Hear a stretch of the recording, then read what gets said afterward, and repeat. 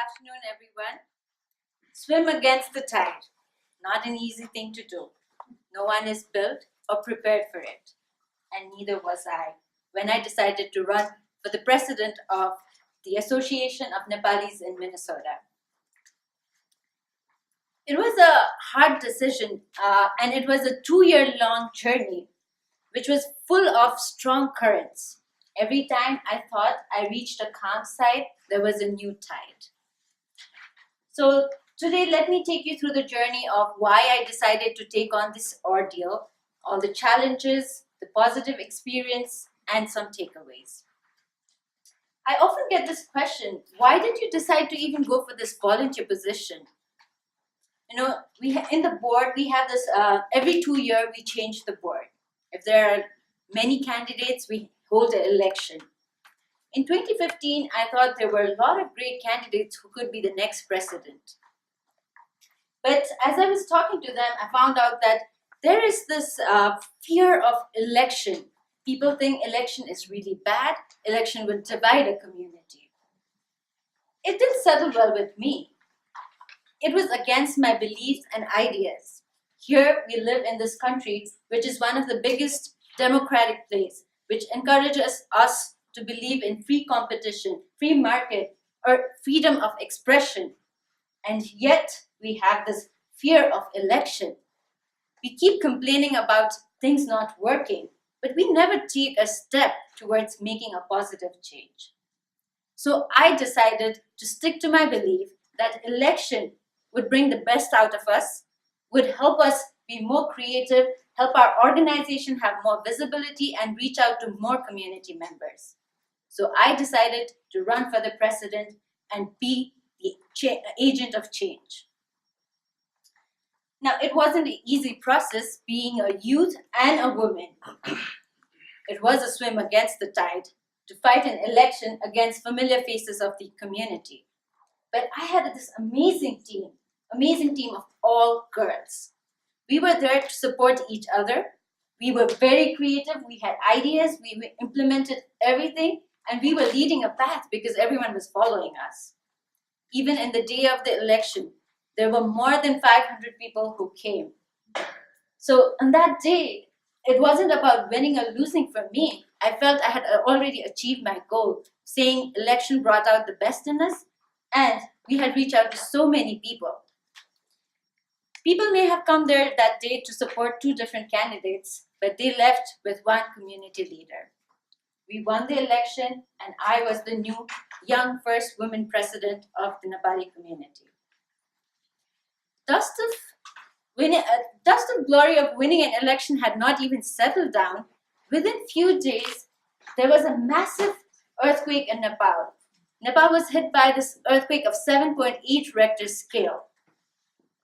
Everybody was devastated.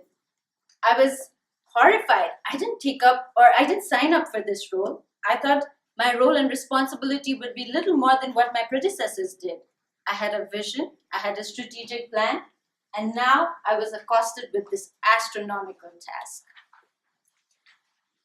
My immediate feeling was when everybody heard about this and knew that something of such magnitude had happened back home, everybody had this urge of going back. So I had to immediately calm down the community members, give them that strength, and provide them a platform to share their pain when I was going through the pain myself. I had to help them understand what would be the best thing they could do at that time. That we were not specialized in disaster relief, so going back to the eye of the storm would not help, but rather we could work together in raising funds and helping those people. Emotions were raw, and everybody had started raising funds on their own. GoFunds were mushrooming in the community, so I had to reach out to people and help them understand that together as one big community, we could have larger impact in raising funds than having all these sporadic efforts everywhere. I was able to convince them, and together we were strong. We were able to raise more than $300,000. That was a great achievement for us.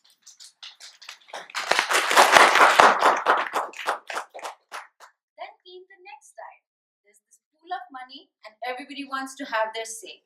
Some wants to disperse Immediately, some wants to help their own cause, own people, and as a leader, you have to constantly remind them, let's focus on a task that will have a lasting impact. I had a great disbursement team, again led by a woman who never gave up, so that helped us moving forward. And we chose a foundation which was also led by a husband and wife, another woman's strength right there. We were able to rebuild a village for one of the poorest earthquake-struck community. So it was great to complete the earthquake project with such great pride. But you have to realize, along with the earthquake project, we had this whole ongoing events of the association. I was trying to introduce new process and change, which didn't sit well with a lot of people who had created those processes. It was hard to be just the woman in the board and give your voice. A woman's voice is not audible when there is the environment and culture where men think, or in general, people think that making voice louder is the only way to prove their point. And when that doesn't work, they would like to abandon their responsibility and prove their indispensability through this culture. So in those situations, I just had to reorganize myself, reprioritize, and just move on with the resources I had to get the work done. It was very different for me. I was not used to that. I come from a house where, my voice was always heard. I had always equal opportunity as my brother. In fact, more than my brother at times.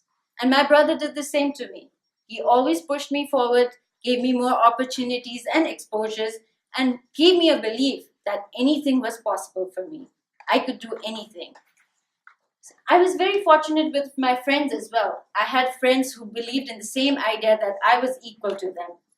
In college, I was known as a girl who played basketball with men.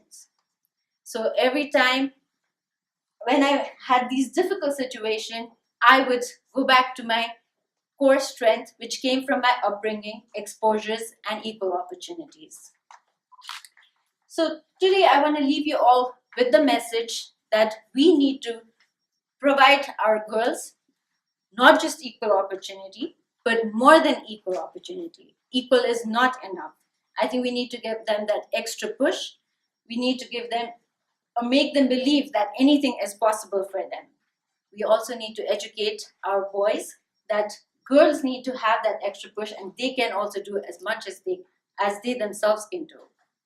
I think in this whole journey, my biggest reward with these young kids, who are even right here, Supriya, Pranisha, who can always look up to me and have believed that there can be a woman leader, and these are going to be the future women presidents.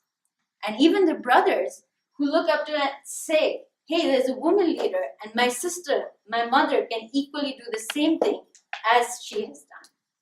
So I'm really proud of that.